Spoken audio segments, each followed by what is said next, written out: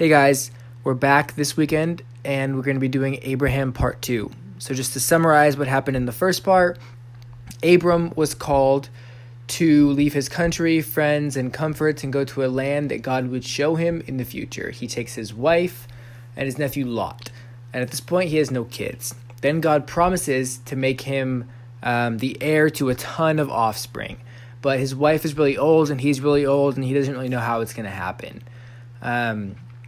And so throughout the beginning part, we see God make him two promises that his family will be as plentiful as dust and as plentiful as stars.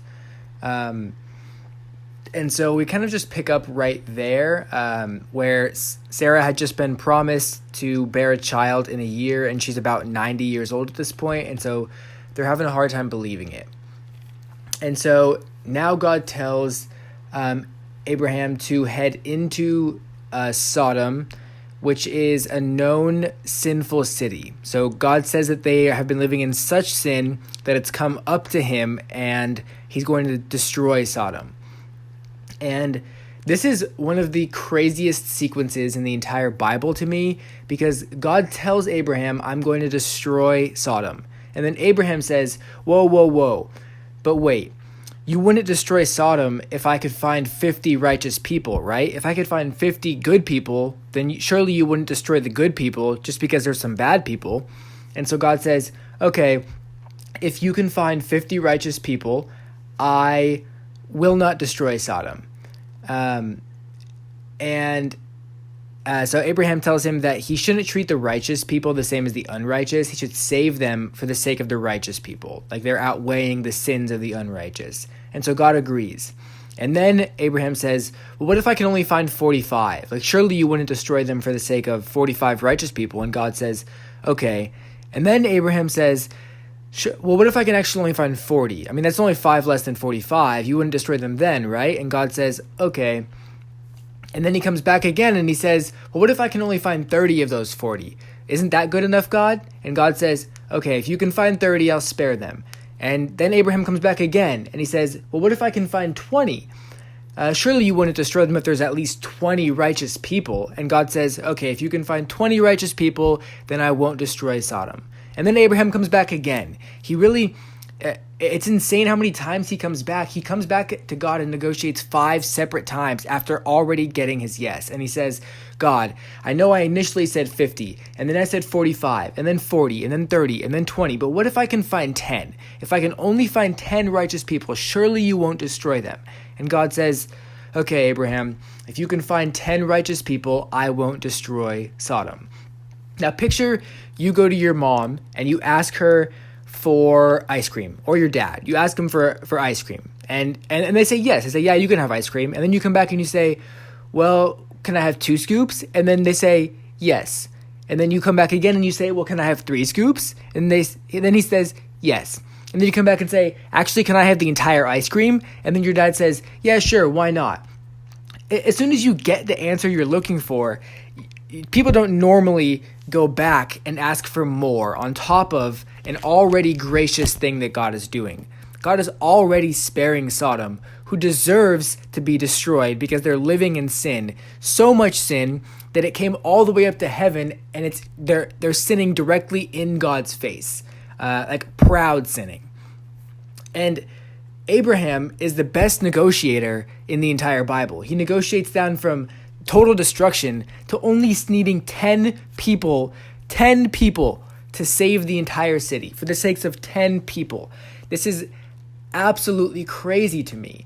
And what's even crazier is, so he goes into Sodom, they stay the night, and the people of the city wake them up in the middle of the night and demand that Abraham and his family participate in the same types of sin that they're participating in. And so Abraham and Lot refuse their request, obviously, and they offer a different solution that would be less wicked.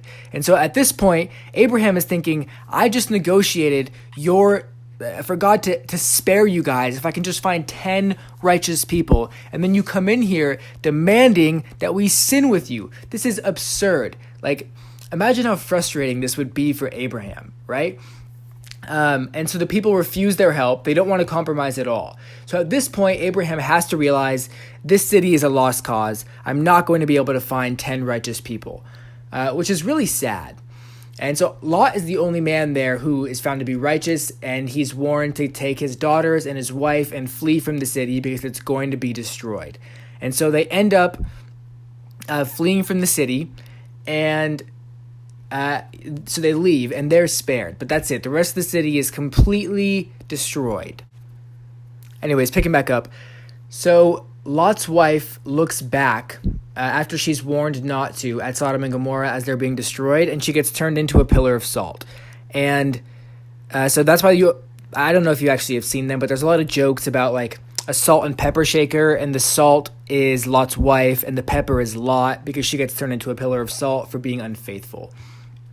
And so of the people, you could only find like 4 people there instead of the 10 that he needed, and one of them got turned into salt. It's pretty sad story there. And so we skip forward a little bit from there after they escape, and Sarah finally becomes pregnant, which is fantastic. So the promise that God originally promised to Abraham is now being fulfilled. And remember, Sarah's like 90-something years old at this point. She's very old, and being pregnant is kind of absurd. And so she has her baby, and they name him Isaac. And so the promise is fulfilled at this point. And so then Sarah becomes concerned that because previously, I don't know if you remember, but Hagar had a child with Abraham, and they named him Ishmael. And so Sarah's concerned that Ishmael might potentially steal Isaac's blood rights. And so Abraham sends Hagar and Ishmael away, and God promises Abraham that he'll still make a nation out of Ishmael because Ishmael is still Abraham's son. So now he has 2 heirs to his name, and his descendants are going to start multiplying like crazy. And in the next couple of weeks, we'll kind of follow along with what happens to Ishmael and also what happens with Isaac. And so then a little bit later, a couple of years after Isaac is born, God appears to Abraham and tells him to sacrifice his only remaining son as a burnt offering at a mountain that will be shown to him later. And if you've been following, this is a very difficult request. Abraham had no kids, and then he has a child, and then that child gets sent away because it's not from Sarah. And then the kid that he has with Sarah is now, God is telling him that he needs to sacrifice Isaac as a burnt offering. And this is an insane display of faith. The fact that Abraham listens, and he takes Isaac, he starts looking for the mountain, he's making the journey up there. I don't know about you guys, but I would have a very hard time sacrificing my son as a burnt offering. But Abraham complies, and so he's going up the mountain. And then Isaac becomes suspicious, and he says, "Dad, I see the wood, and I see the fire, but where's the lamb? Like, what are we going to sacrifice?" You know, he doesn't see an animal. Normally a burnt offering would be, you know, a ram, a lamb, some kind of animal to sacrifice to God. And Isaac is looking around like something is fishy here. And Abraham just says, God will provide when we get to the top. And so there's some foreshadowing here. So Abraham is going to sacrifice his son to God. Isaac at this point is not, deserving of this death, but because God graciously gave to Abraham a son, he can also take away. It's within his power to do both. And similarly, when, Abraham is prepared to sacrifice his own son out of the fear of the Lord. And God does pretty much the same thing for us. He sends Jesus and sacrifices his own son, his only son at this point, the heir, and sacrifices him for our sake. Just some cool imagery there. But anyways, get right back to Isaac and Abraham. And so they get to the top of the mountain, and Isaac is tied up. Abraham tied him up, puts him on an altar, takes out a knife, and he's about to sacrifice his son when an angel appears to him and says, "No, you don't have to sacrifice your son, but the fact that you were willing to sacrifice him shows that you only fear the Lord, and that your reverence isn't, you're totally reverent of the Lord. You're actually being obedient. You were ready to go. You were willing to sacrifice your son. There are no idols in your heart. Your son is not an idol." This is insane show of faith on Abraham's part. Remember when we started, I told you guys that Abraham is one of the best illustrations of faith. He just picks up his life and he moves and decides he's going to listen to God and have faith that God's going to provide for him. And then also he finally gets a son. His bloodline, his family name, God has promised to make many descendants from this bloodline. And then God says, sacrifice him. And Abraham says, okay, God, I don't understand, but I trust you. I don't understand while I'm walking up this mountain, but I know that you will provide.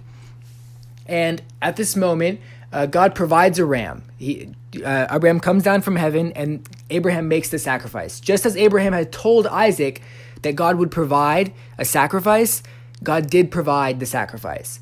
And I think we can all just be encouraged by Abraham's faith. The fact that he was willing to take the step, just walk one step at a time. He didn't understand, didn't see the whole plan, didn't get the bigger picture, but was willing to work with the smaller picture that God gave him is incredible.